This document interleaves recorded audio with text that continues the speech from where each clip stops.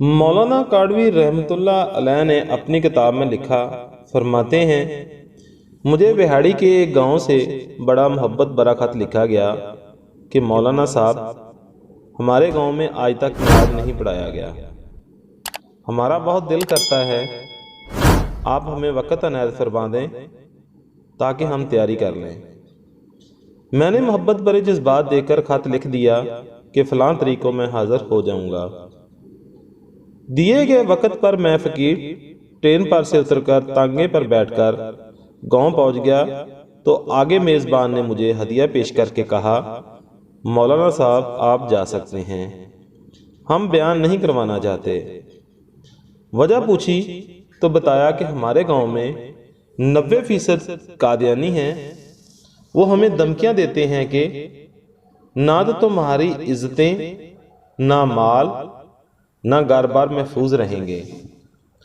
अगर सीरत नबी सल्लल्लाहु अलैहि वसल्लम पर बयान करवाया तो मौलाना हम कमज़ोर हैं, गरीब हैं, तादाद में भी बहुत कम हैं, इसलिए हम नहीं करा सकते। मैंने लिफाफा वापस कर दिया और कहा, बात तुम्हारी होती या मेरी होती तो वापस चला जाता। बात मदीने वाले आका सल्लल्लाहु अलैहि वसल्लम की इज्जत की आ गई है, अब बयान होगा तो ज़रूर होगा। वो घबरा गए कि हजरत आप तो चले जाएंगे, मसला तो हमारे लिए होगा। मैंने कहा, इस गांव के आसपास कोई डंडे वाला है। उन्होंने बताया कि गांव से कुछ दूर नूरा डाकू रहता है, पूरा इलाका उससे डरता है। मैंने कहा, चलो मुझे ले चलो नूरे के पास।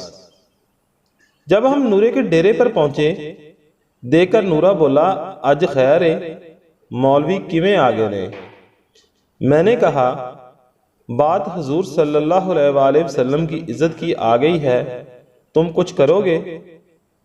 मेरी बात सुनकर नूरा बिजली की तरह खड़ा हुआ और बोला, मैं डाकू जरूर हाँ पर बेगैरत नहीं हाँ।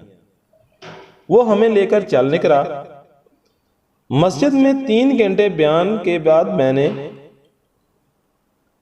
और नूरा डटकर खड़ा रहा।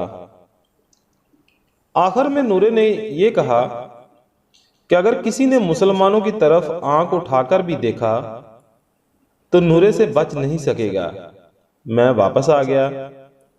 कुछ माह बाद मेरे घर पर एक आदमी आया, सर पर अमामा, चेहरे पर दाढ़ी, जुबान पर दुरूद पाक का विरद।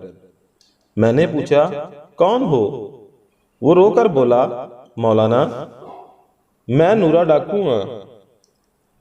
जब उस दिन मैं वापस घर को लौटकर जाकर सो गया, आंख लगी ही थी कि प्यारे मुस्तफ़ा करीम सल्लल्लाहु अलैहि वसल्लम मेरी ख्वाब में तशरीफ लाए, मेरा माथा चूमा और फरमाया, आज तूने मेरी इज्जत पर पहरा दिया है, मैं और मेरा अल्लाह तुम पर खुश हो गया है। अल्लाह ने तेरे पिछले सब गुनाह माफ फरमा दिए हैं। मौलाना साहब, इसके बाद मेरी आंख खुली तो सब कुछ बदल चुका था।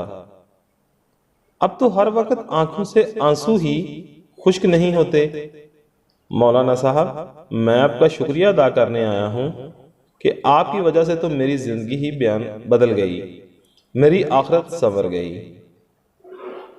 तो दोस्तों, कमेंट बॉक्स के अंदर कमेंट करके हमें ज़रूर बताइएगा आज की वीडियो के बारे में। मिलते हैं किसी और नई वीडियो में, तब तक के लिए इजाज़त दीजिए। अल्लाह हाफिज़। पाकिस्तान जिंदाबाद।